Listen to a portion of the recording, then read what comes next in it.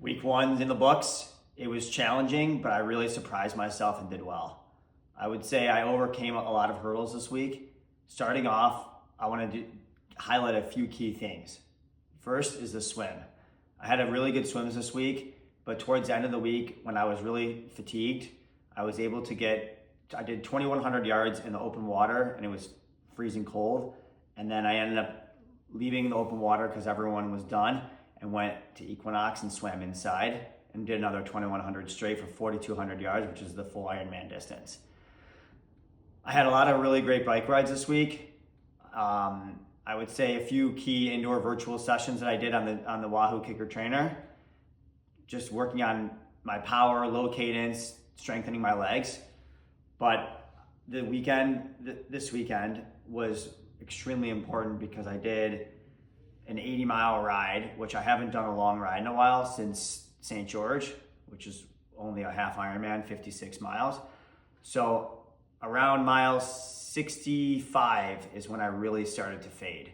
And mentally, I was thinking about what my coach says about, pushing through, and, all my other friends that are in the sport that say, like, these are the tough parts that are going to come in the Ironman that you're going to want to overcome. And so it's a big challenge, and it's a hurdle to get over that, because I felt my legs were fading. I was losing power. My mind was starting to drift off, and I just wasn't as locked in as I normally am.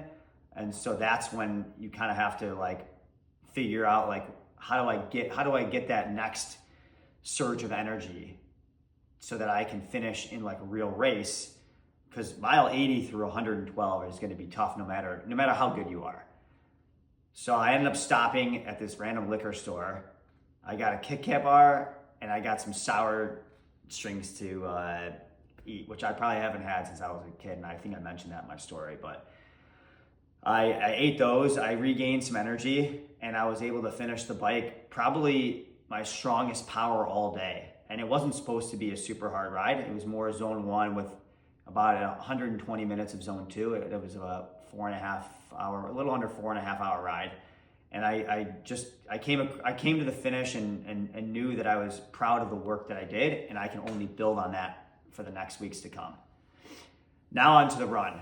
My run, I had some strong runs this week. I ran just about 46 miles, which is fantastic, but the plan is to get up to around 60 miles a week. So we're gonna slowly build into that, because if you go right into 60, you're gonna, injure yourself. And the last thing I want building into a big race is injury. I already normally have Achilles issues. I have feet problems. I somehow always get injured. So it's really important that I recover, stretching, and I do everything, that I can, so that when I go out in these big runs, I'm able to perform at the highest level. A key session for me was Friday. I did a 20-minute warm-up and then 6 times 1K. 1K, for those that don't know, is 0.62 miles. And so I did it on the track. And my plan was to go out at around a 5:45 pace. Now, when I first started, I knew it was going to be tough. And when I finished that first interval, my watch said to me 5:26 a mile. And I was like, wow, I can't believe I just did that easily. Maybe I can hold this throughout the set. And the goal is to negative split when you do a lot of these, or have the same effort that you do in the first round as you do in the last round. So 2 and 3 went well. I think I was around 5:27 again, then maybe 5:30 because there was a little wind. It was definitely windy that day in general, which made it tougher. But my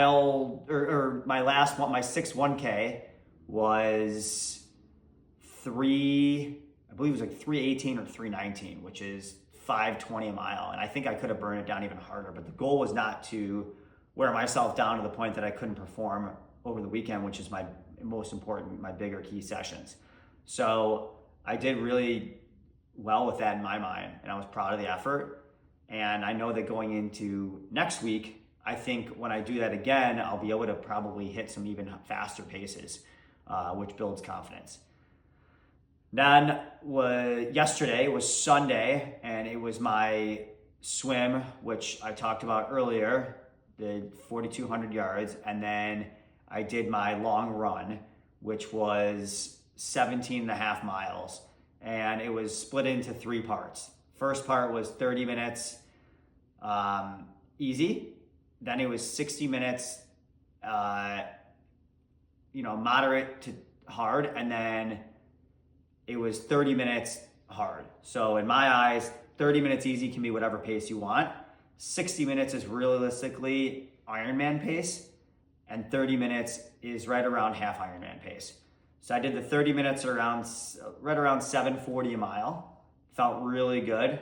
It was a little hot and it was definitely really windy. So, and I did my coach had me do it on hills so that I could practice, challenging myself on the up, and honestly also really challenging myself on the downhill. Drive the legs and push really, really hard on the downhill so that when you go the next uphill, you don't have to go as hard and you can still keep that same pace, which is obviously the goal that I want to do in these long races.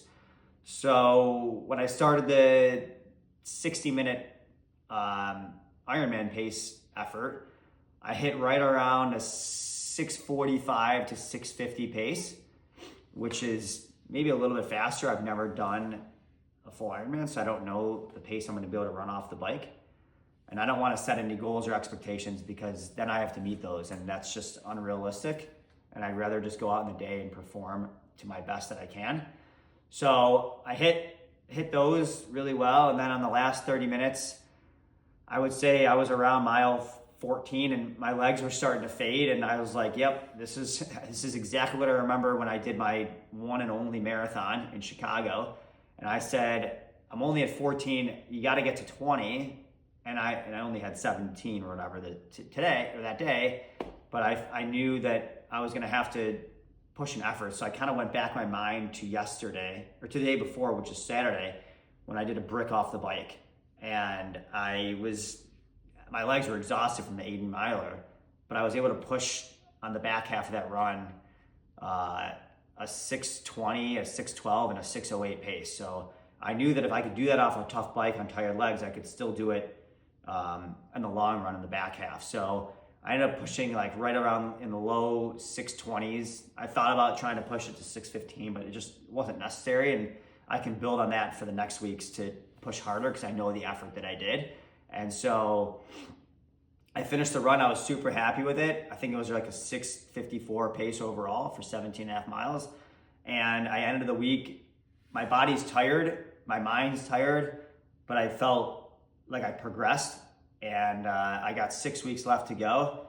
So last night I made sure I ate a ton of food to fuel myself, and I had a big sleep, slept almost 9 hours just to recover for an easy recovery day today. So looking forward to week 2 of Ironman training, and super happy with week 1, and I'm excited to drive myself to get better.